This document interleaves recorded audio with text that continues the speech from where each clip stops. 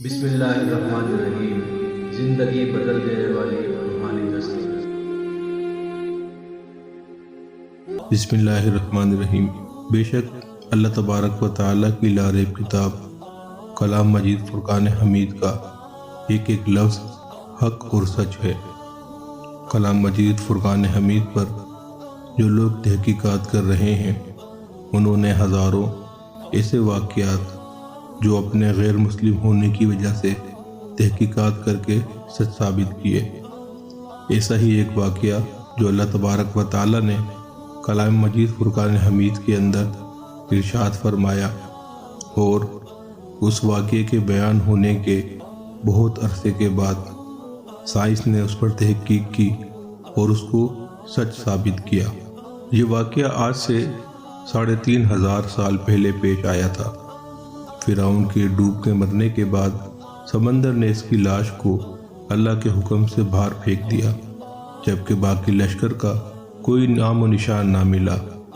مصریوں میں سے کسی شخص نے ساحل پر پڑی اس لاش کی پہچان کر کے اہل دربار کو بتایا۔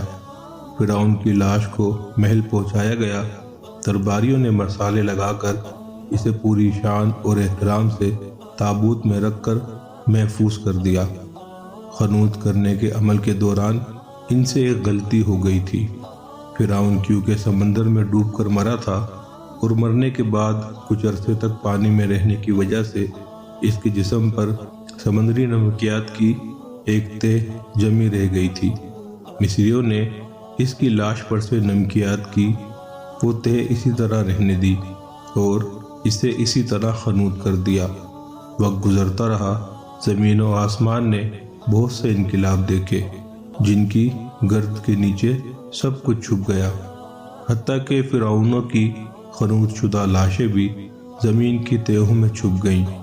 ان کے نام صرف کتابوں، ان کی تعمیرات اور لوگوں کے ذہنوں میں رہ گئے۔ اس واقعے کے 2000 سال بعد اس اہم موضوع پر اہم گفتگو چلتی رہے گی۔ اگر آپ ہمارے چینل پر نئے ہیں تو ہمارے چینل کو سبسکرائب کر دیجئے، بیل آئیکن کو ضرور پریس کیجئے تاکہ ہماری ہر نئی آنے والی ویڈیو آپ کو بر وقت حاصل ہو سکے۔ اس دنیا میں اللہ کے آخری نبی حضرت محمد مصطفیٰ صلی اللہ تعالیٰ علیہ وسلم تشریف لائے۔ ان پر نازل ہونے والی آخری کتاب میں فرعونوں کے قصے بڑے تفصیل کے ساتھ بیان کیے گئے، اور اسی سلسلے میں اس فرعون کا جسم محفوظ کرنے کی بابت آیت بھی نازل ہوئی تھی، جس کی سچائی پر سب اہل ایمان کا پختہ یقین تو تھا، لیکن وہ سمجھنے سے قاصر تھے کہ اس خدائی کا دعویٰ کرنے والے کی لاش کہاں محفوظ کی گئی ہے اور کیسے اسے عبرت کا نشان بنایا جائے گا۔ 1871 میں مصر کے ایک شہر الغورنیہ سے تعلق رکھنے والے غریب اور معمولی چور احمد عبد الرسول کو فرعونوں کی خنوت شدہ لاشوں کی طرف جانے والے خفیہ راستے تک رسائی مل گئی۔ احمد عبد الرسول نوادرات چوری کر کے بیچا کرتا تھا۔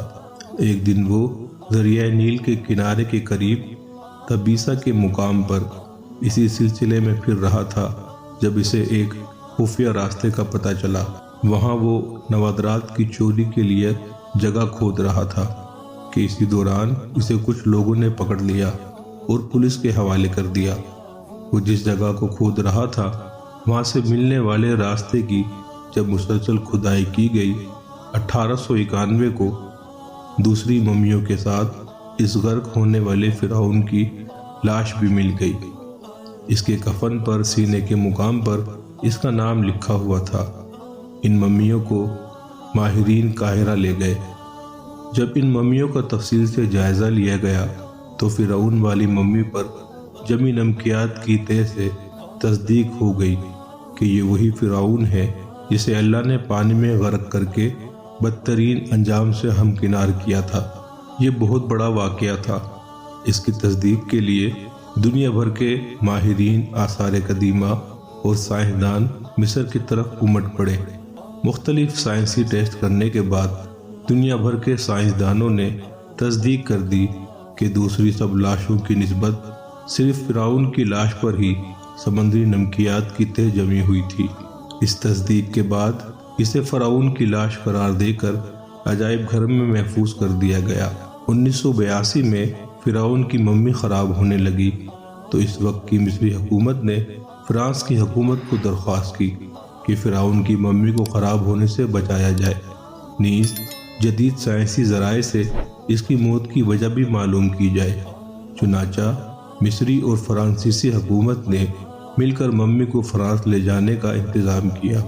جب فرعون کی لاش کو فرانس پہنچایا گیا تو ایئرپورٹ پر اس دور کے فرانسیسی صدر بذات خود حکومت کے اعلیٰ عہدیداروں، تمام وزراء اور فوج کے افسران کے ساتھ استقبال کے لیے موجود تھے۔ فرعون کی لاش کا استقبال کسی عظیم زندہ بادشاہ کی طرح کیا گیا۔ فوجی دستوں نے سلامی دی۔ فرعون کی ممی کو ماہر ڈاکٹروں کی ٹیم کے حوالے کیا گیا۔ اس ٹیم کی سربراہی ڈاکٹر مورس بوکائی نے کی تھی۔ مائکروسکوپ ٹیسٹوں کے ذریعے ممی کے تمام اعضاء کا باریک بینی سے جائزہ لیا گیا تو معلوم ہوا کہ اس کی لاش اور جسم میں سمندری ذرات ابھی تک موجود ہیں اور موت کی وجہ بھی پانی میں ڈوبنے کی وجہ سے ہوئی تھی۔ ایک بادشاہ کی موت پانی میں ڈوبنے کی وجہ سے ہو، یہ ڈاکٹر مورس کے لیے حیرت کی بات تھی۔ اس نے اس ممی کے بارے میں مزید جاننے کی کوشش کی تو اسے معلوم ہوا کہ اس بادشاہ کی موت کے حالات مسلمانوں کے نبی حضرت محمد صلی اللہ علیہ وسلم پر اتری کتاب قرآن پاک میں تفصیل سے درج ہے۔ اسے علم تھا کہ جہاں سے یہ لاش ملی ہے وہ ایک اسلامی ملک ہے، چنانچہ تجسس کے ہاتھوں مجبور ہو کر وہ مصر پہنچا۔ وہ ایک سائنسدان تھا۔ اس نے اس معاملے میں مصر کے ہی ایک سائنسدان سے ملاقات کی۔ اس سائنسدان نے قرآن پاک کھول کر اسے سورہ یونس کی آیت نمبر 90 تا 92 کا ترجمہ لفظ بلفظ سنایا۔ فرعون کا خدائی دعویٰ، اس کا پانی میں ڈوب کر مرنا اور پھر پانی سے نکال کر اس کی لاش کا خنوط ہو جانا اور پھر دوبارہ لاش کا ملنا اور پھر اس کی لاش کو جدید سائنسی دور میں دوبارہ محفوظ کیا جانا، سب کا اشارہ ایک جانب تھا اور بہت واضح تھا۔ تجھے بعد میں آنے والوں کے لیے عبرت کا نشان بنا دوں گا۔ فرعون کی لاش ایسے محفوظ کر کے دنیا کے سامنے لا کر رکھ دی گئی ہے کہ انٹرنیٹ کی ایک کلک پر رسائل و جرائد پر، ٹی وی چینلز پر اور عجائب گھر میں اربوں انسانوں کی آنکھوں کے سامنے کریہا اور پچ کی قابل ترس حالت میں موجود ہے، عبرت کے لیے، سوچنے کے لیے کہ عبادت کے لائق اور ہمیشہ رہنے والا وہی ہے جو سب کا خالق اور رازق ہے۔ ڈاکٹر مورس نے آیات کا ترجمہ سنا تو اسی وقت پکار اٹھا، قرآن سچا ہے، کلمہ پڑھا اور مسلمان ہو گیا۔ سبحان اللہ۔